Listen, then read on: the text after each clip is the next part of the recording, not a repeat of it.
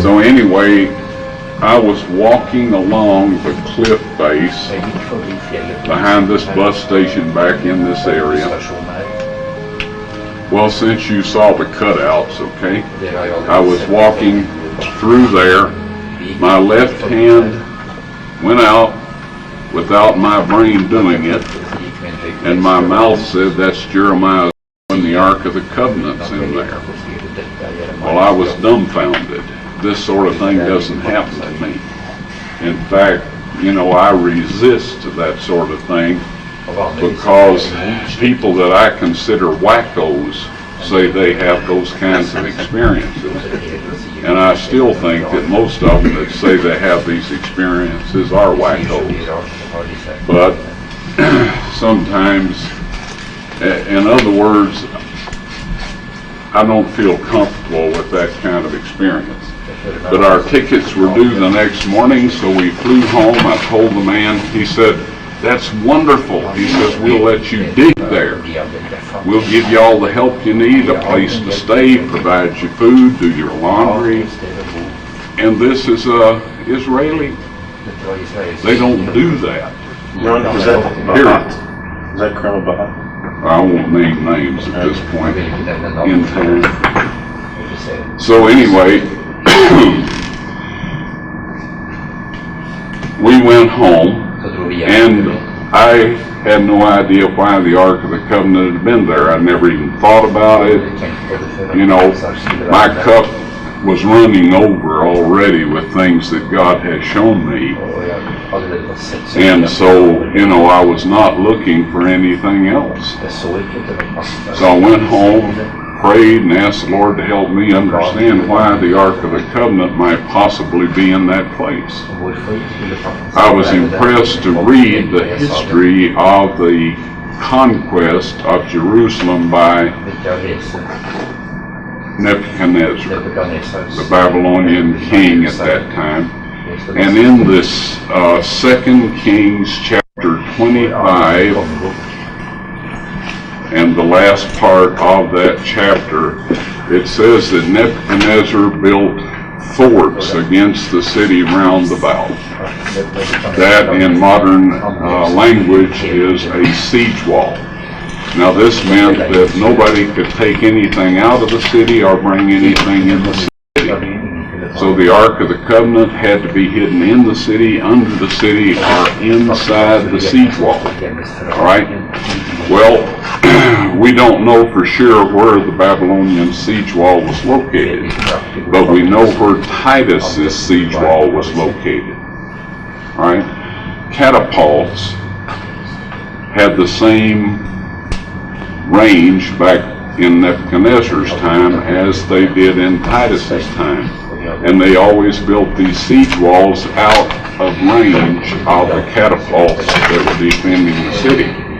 So we know where it had to have been, and from that siege wall, people could not observe, you know, watchmen walking the wall, the siege wall, couldn't observe somebody bringing something out into that cliff over there. So I thought, okay, that makes it reasonable. We got ready, came back and started digging.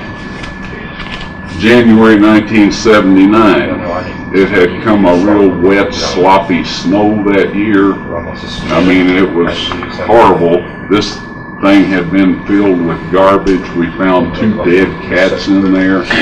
I've got a picture, a moving picture of a cat that came up to where we were working, and it stood there and looked at us for a bit, and then it just turned and walked off like, you know, what are you idiots doing there? But anyway, in January 6, 1982, at 2 o'clock in the afternoon, I found the Ark of the Covenant. All right, you would not believe the amount of stone and dirt and everything we had moved.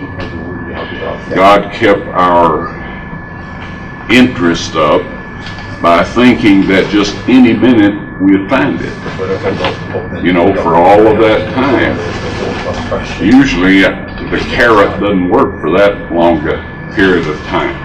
I think you know about holding a carrot in front of something so, to get it to move. So anyway, we found it. Now, I hadn't thought anything about the crucifixion site. Like everyone else, I thought it was up by that Muslim graveyard on top of that cliff.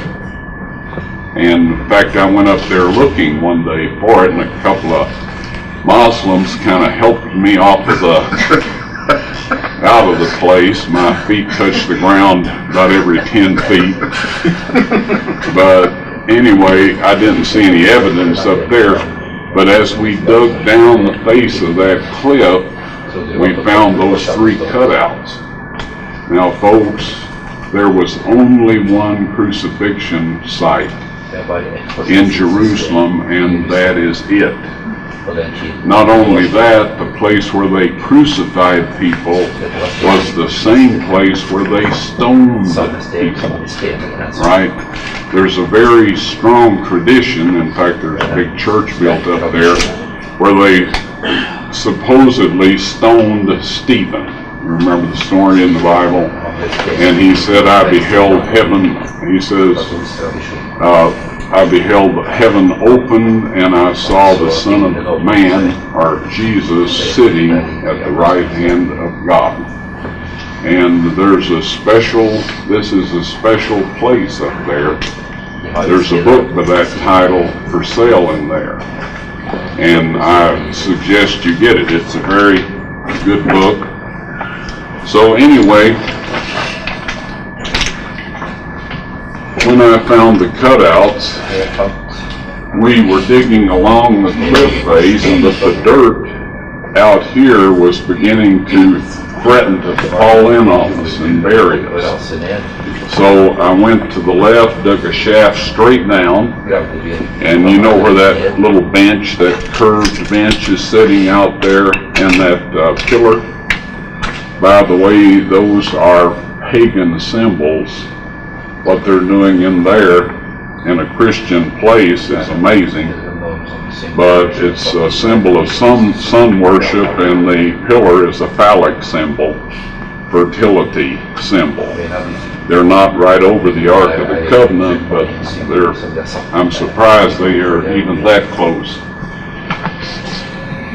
So as we tunneled along at the quarry floor, at the base of the wall, I found the cross hole. And I worked around and found some more cross holes 4 feet lower on the real quarry floor. I thought this was the quarry floor, but actually it was a kind of a bench-like thing where they hadn't taken the last set of blocks out as they quarried their way down. And so anyway, I prayed, Lord, where shall I go now?